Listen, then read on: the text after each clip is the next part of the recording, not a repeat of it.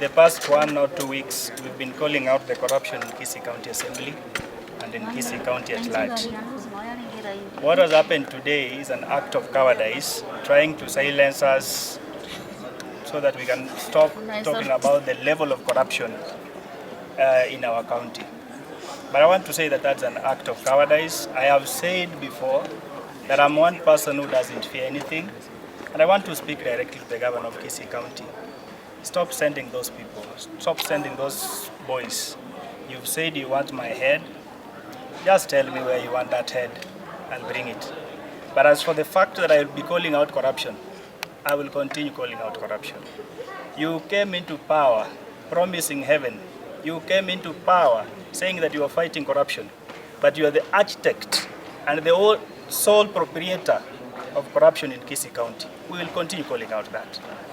To the people who did this, I know and I've been informed, reliably informed, that it is a nominated MCA who was coordinating these boys.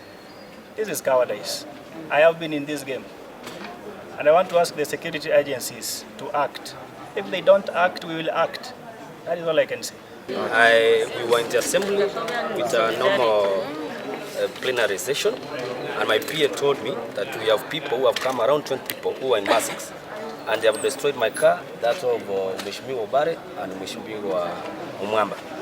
I just want to call this matter ni woga. This is cowardice of the highest court, and some of us, we are not scared. But as you can see, this is a threat to our lives. Because the security agencies have been here and have made a statement, we want to trust that they will be able to bring this matter to the public so that we know who is behind this ill motive.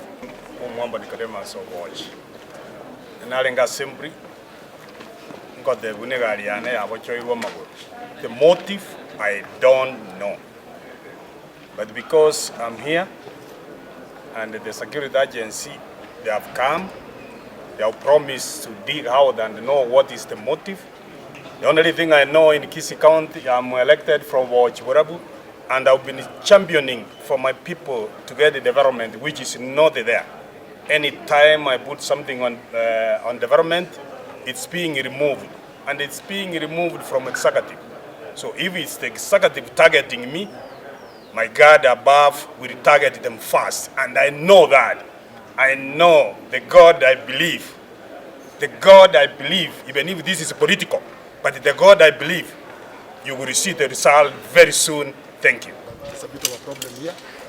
Don't nikakuja niangalie, but as you have rightly said, the security agencies can take it no matter how and do the necessary action in this arrangement. Yeah. We leave it to them. It's of course unfortunate, very, very unfortunate, but we leave it to them to make a decision as to what took place and what to do going forward.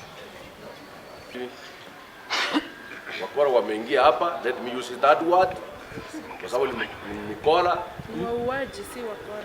They have destroyed vehicles for the honorable members. They have destroyed the vehicle for Honorable Boss Mairura, Honorable Obare and Honorable Mwamba. We were informed when we were on session. We came out as honorable members. We confirmed, and we have called the security agency here. They are here. They are going to start investigating immediately. Because anywhere in the world, the assembly is the most protected area. We don't expect this kind of an event in the assembly. But nevertheless, since now the security agency are here, I can request them that they increase the security for this place, because these premises, they are housing the governor of the Kisii County, because one of the vehicles which has been destroyed is in the front, in the office of the governor. And it is parked there. So meaning security has become an issue. We are requesting you increase the security for honorable members so that we can be able to transact our business, because if we don't, we are not giving services to our people. Thank you. That's what has happened. Let us leave the security agency to investigate, and they will give us the answer for that. happened here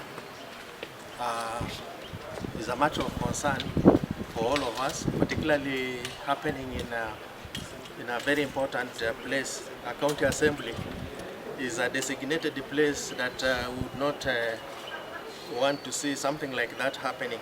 It's an incident that has happened, and in our response, we are going to, I would have assured the county assembly members that as we secure the county assembly, we are also investigating a matter that has occurred here with the seriousness that it deserves, because it is not something that we would expect it to happen in a designated place like this. And beyond that, we are also scaling up this security just to ensure that something like that does not happen in future. But in the meantime, we'll get to the bottom line and find out who are involved in that heinous act and the motive of the action that has occurred here a few minutes ago. So I just want to assure our members that your safety is secured, and at the end of the day, we'll get to the bottom line of it, and it will be for public consumption every